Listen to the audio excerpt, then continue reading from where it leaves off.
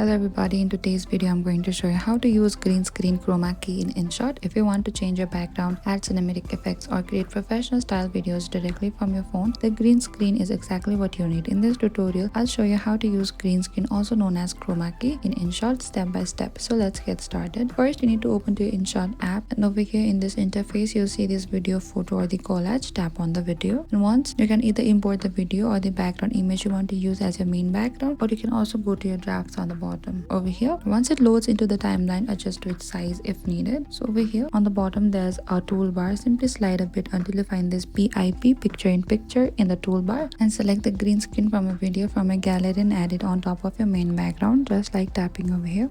And you can also resize and position it properly on the screen if you want to. And you can also edit on the bottom. There's an option for the edit. Select there, and you can also select the color that you want, and the green color will instantly disappear. And you can also preview it if everything looks good. If you have any queries, please comment down below and we will reach out to you very soon.